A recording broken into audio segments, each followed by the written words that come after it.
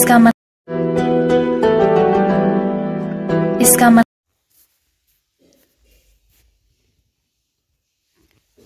Hello friends, welcome to my online class Triveni Talks चॅनलला मी तुम सगळ्यांचं स्वागत करते. आज आपण principles of management and application BCom first इयरचं ऑर्गनायझेशन चॅप्टरमधलं प्रिन्सिपल्स ऑफ ऑर्गनायझेशन स्टडी करायचं आहे. याच्या अगोदर आपण ऑर्गनायझेशनचं मीनिंग, ऑर्गनायझेशनचं types, meaning, nature, characteristics of organisation हे सगळं स्टडी केलेलं आहे. तर आज आपण प्रिन्सिपल्स ऑफ ऑर्गनायझेशन बघायचं आहे. तिथं टोटल प्रिन्सिपल्स 14 आहे. आता ह्या व्हिडिओमध्ये मी सात प्रिन्सिपल्स सांगते. मग माझं नेक्स्ट व्हिडिओमध्ये रिमेनिंग 7 सांगेन मी. So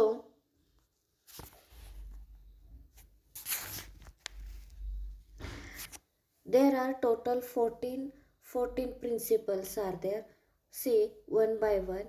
Principles of scalar chain, principles of departmentation, principle of unity of command, principle of span of control, principle of balance, principle of simplicity, principle of continuity. अशा पद्धतीचं एक साऊंड ऑर्गनायझेशन स्ट्रक्चरसाठी काही pre-requisite principal लागतात. ते for the running efficient management. It all depends upon certain established principles which must be kept in mind while establishing and developing organization structures. So we are going to see one by one in detail. First one is principle of scalar chain. Principle of scalar chain, see there are different levels. बघा, एखादी ऑर्गनायझेशनमध्ये वेगवेगळे levels असतात. अगोदर मी सांगितल्याप्रमाणे तिथं top level management, middle level management आणि lower level management अशा पद्धतीनं ऑर्गनायझेशन स्ट्रक्चर तयार झालेलं असते. म्हणजे तिथं बोर्ड ऑफ डायरेक्टर्स एकदम टॉप लेवलला असतो आहे. त्याच्यानंतर मॅनेजिंग डायरेक्टर्स, त्याच्यानंतर मार्केटिंग मॅनेजर, त्याच्यानंतर ब्रँच मॅनेजर, त्याच्यानंतर सेल्स सुपरवायझर अशा पद्धतीचं डिक्रीजिंग लेवलला स्कॅलर ऑफ चेन, अशा पद्धतीचं चेनला स्कॅलर ऑफ चेन म्हणता येतो.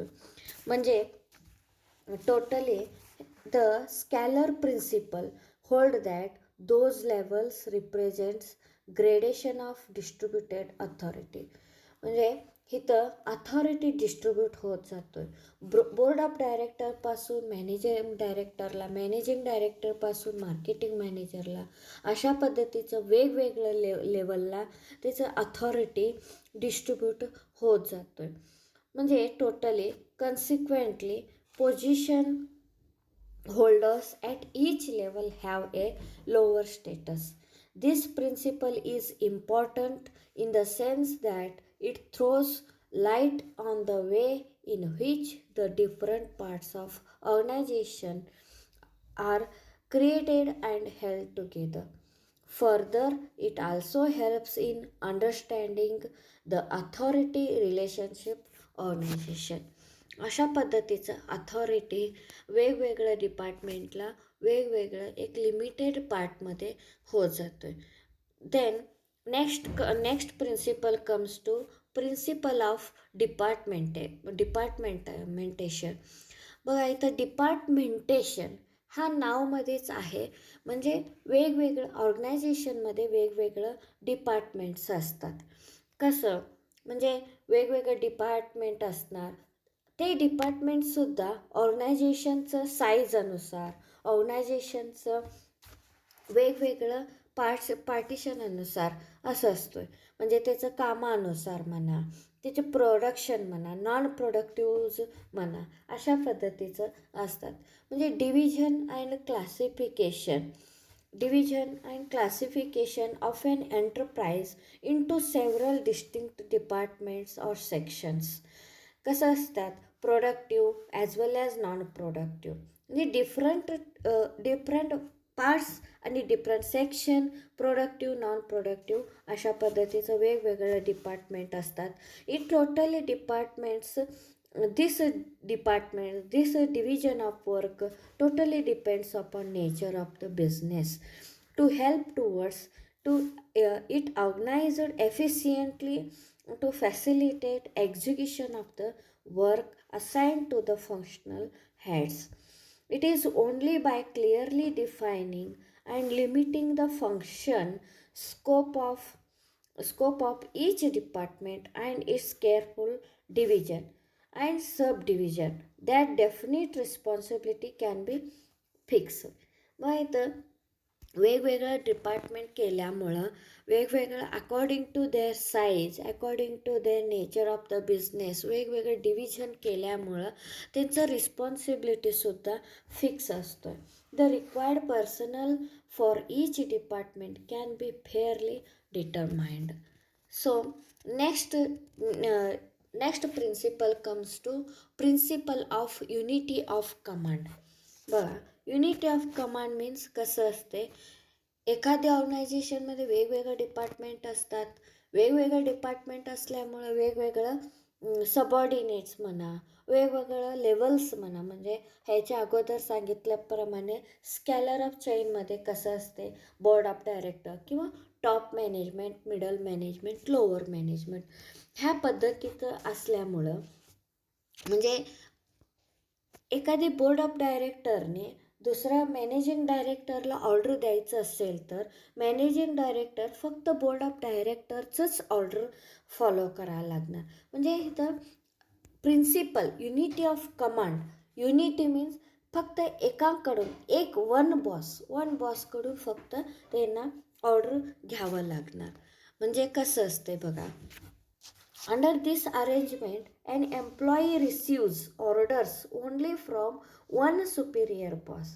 म्हणजे वेगवेगळं पार्ट असलं तरी सुद्धा वेगवेगळं ऑर्डर घेत नसतोय. म्हणजे वन सुपिरियर वन सबऑर्डिनेट्स असं वन सुपिरियर फक्त बॉस असतोय. म्हणजे he is responsible only one particular boss and to none else in the organisation. It is a nice principle provided it is not affected by dual command. एकाला सोड फक्त only one boss असल्यामुळं dual command, dual ऑर्डरला इथं अवकाशच नाही असतं. If two Superior bosses wield their authority over the same individual or department, everything will be in disorder. The boss bypassed will naturally feel irritated. बघा, कुठंही बघा, एका boss सोडून एकामेकांना दोन कोणतरी ऑर्डर द्यावं लागलं तर कन्फ्यूज होऊ शकतोय. म्हणजे ह्याच पद्धतीचं त्याच प्रिन्सिपल इथं फॉलो केलेला आहे. युनिटी ऑफ कमांड, फक्त एक सुपेरियर म्हणजे त्याच्यावरचं कुठलाही डिपार्टमेंटचं असू दे त्याच्यावरचं एकच बॉस असावा, हा एक प्रिन्सिपल इथं फॉलो केलेला आहे. मग next comes to principle of span of control. Principle of span of control ह्याच्यात म्हणजे एखादी चांगलं ऑर्गनायझेशनसाठी कसं युनिटी ऑफ कमांड आहे त्याच पद्धतीनं कंट्रोलसुद्धा.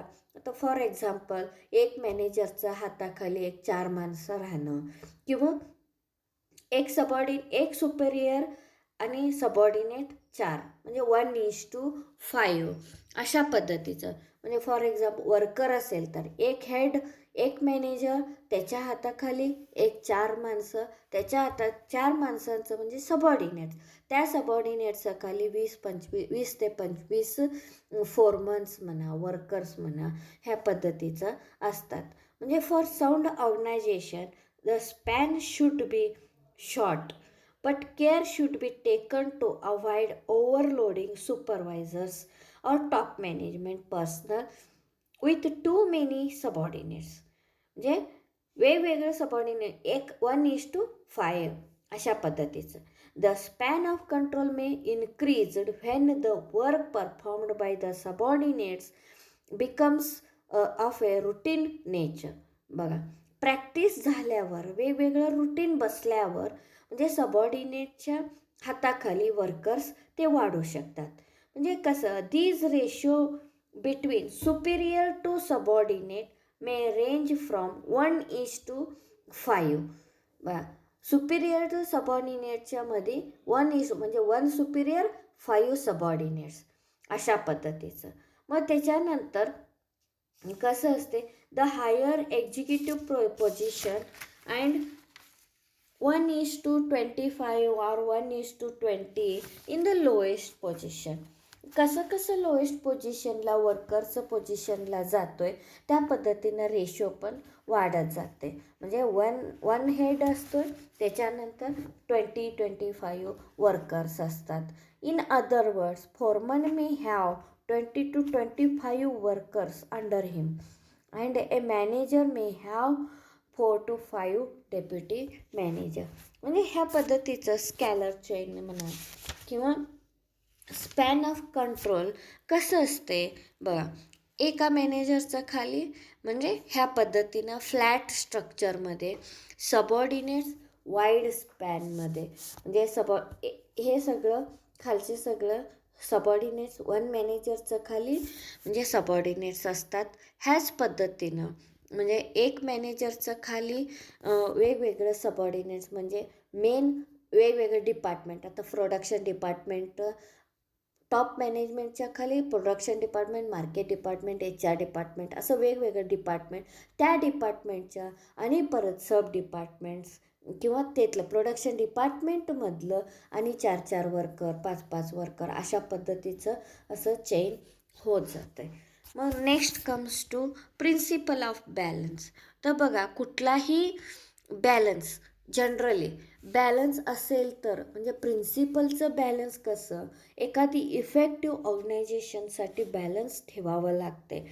कुठलाही म्हणा, the object of this principle each portion and function of an enterprise should operate with equal effectiveness in making its allotted contribution to the total purpose. It imposes a responsibility on the organizing executive to ensure that vertical and horizontal. तर बघा, कुठलाही department असू दे, vertical रूपात असू दे किंवा horizontal, म्हणजे balance असावं लागते सगळ्यांचं. वर्करमध्ये वेगवेगळं वर्करचं वेगवेगळं डिपार्टमेंटचं असू दे, ते सगळ्यामध्ये बॅलन्स असावं लागते. When a business grows in size it becomes necessary to create new departments or to add new levels. कसं असते, कुठलाही काम असू दे, बॅलन्स असू दे, कमांड असू दे, अथॉरिटी असू दे, हे all are depends upon nature of the business. कसं बिझनेस वाढत जाते, त्याचे डिपार्टमेंट पण वाढत जातात. ते डिपार्टमेंट्स वाढल्यामुळं त्यांचं बॅलन्स पण ठेवावं लागते. There is however strong temptation to go to for either direction with the result that the line of communication is unduly lengthened and overhead expenses are increased. So it is therefore necessary to take care, particularly in growing organization. बघा, हे department कसं वाढत जातात, working load कसं वाढत जाते, त्या पद्धतीनं बॅलन्ससुद्धा प्रॉपरली ठेवावं लागते.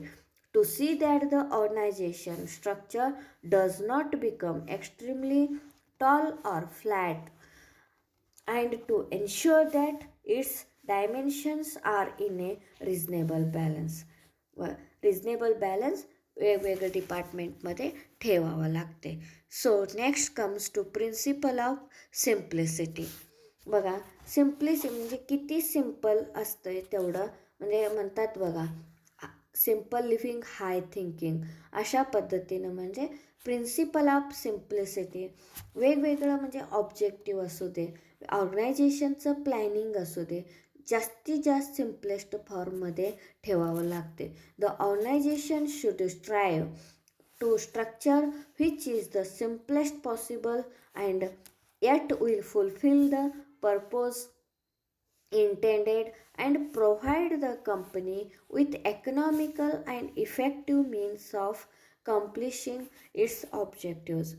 Simplicity helps in minimization of overhead costs and reduces the difficulties that may else due to complicated organisation structure. म्हणजे मी अगोदर सांगितल्याप्रमाणे कितपत सिम्पल ठेवतो आहे तेवढंच खर्च पण कमी होत जातो आहे. तेवढंच म्हणजे कसं असते, दिसण्याकडं लक्ष देण्यापेक्षा त्याचं कामाकडं जास्तीत जास्त लक्ष दिलं म्हणजे जास्तीत जास्त ॲज पॉसिबल म्हणजे सिम्पल ठेवून म्हणजे त्यांचं व्हॅल्यू पण रिड्यूस करता येते आणि डिफिकल्टीजसुद्धा म्हणजे होत नाही. एवढं कितपत शक्य होईल तेवढं सिम्पल ठेवल्यावर. म्हणजे next principle comes to principle of continuity. बघा, कुठलाही ॲक्टिव्हिटी फक्त ऑर्गनायझेशन आहे म्हणजे फक्त ॲक्टिव्हिटीजकडं लक्ष न देता त्याचा मेन ऑब्जेक्टिव्ज काय आहे त्याच्याकडं लक्ष देणं गरजेचं असतं. म्हणजे principle of continuity. It means that the organisation structure should be such as to provide not only for the activities immediately necessary to ensure the objectives of the enterprise, but also for the continuation of such activities in the foreseeable future. बघा, अशा पद्धतीचं म्हणजे एखादी organisation continually ते चांगलं चालवण्यासाठी ते as possible कसं ते सिम्प्लिसिटी फॉलो करावं लागते, बॅलन्स ठेवावं लागते. त्याच पद्धतीने हे सगळं ॲक्टिव्हिटीज बरोबर इफेक्टिव्ह ऑब्जेक्टिव्हकडे सुद्धा लक्ष द्यावं लागते. म्हणजे आता thank you for the watching. Next व्हिडिओमध्ये रिमेनिंग प्रिन्सिपल्स ऑफ ऑर्गनायझेशन म्हणजे 14पर्यंत ऑर्गनायझेशनचं प्रिन्सिपल्स आहे नेक्स्ट व्हिडिओमध्ये घेते. Okay, thank you.